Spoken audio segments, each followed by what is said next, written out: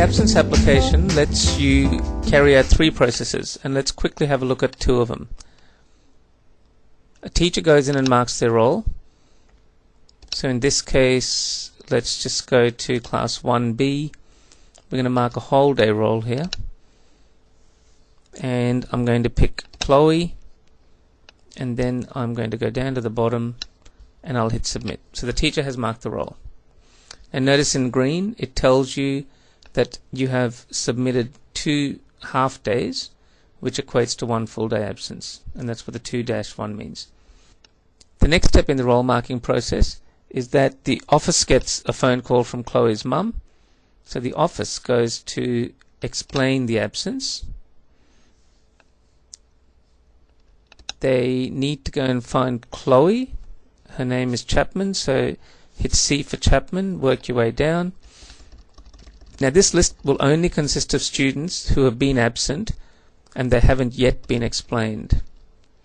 So Chapman, if you click on this drop down you can choose all absences, but just to keep it easy, because we're only dealing with this mother's phone call, we're going to go to unexplained. Now the mum is ringing about today, so I'm going to click those 2, which is the morning and afternoon. I'm going to go down, and the mum tells us that Chloe is visiting her grandparents. Is it explained? Yes, it is. Now the reason for the absence is very important. Depending on the reason you choose, the absence will either get counted when we collate data for reporting, or it'll be ignored. Now if you say the student's on an excursion, it won't be counted as an absence. If you say the student is late, it's not counted as an absence on reporting. If you say the student was sick, they are counted as an absence for reporting. Truancy is counted. Unexplained is counted. Withdrawn from class is not counted as an absence for reporting. And suspension is not counted as an absence.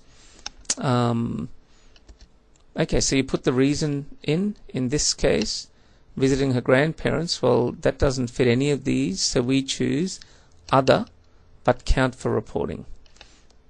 Of course, you've got the option other do not count for reporting. Now, an example of that would be a student is withdrawn from class for photographs, so that they can be photographed for use in the school magazine or something. Well, the student's away, but you wouldn't count that as an absence on their report. Once you've put the reason in, was it a letter? No. Was it a phone call from parent? Yes. And you hit update. Hit OK. Now what you'll find is,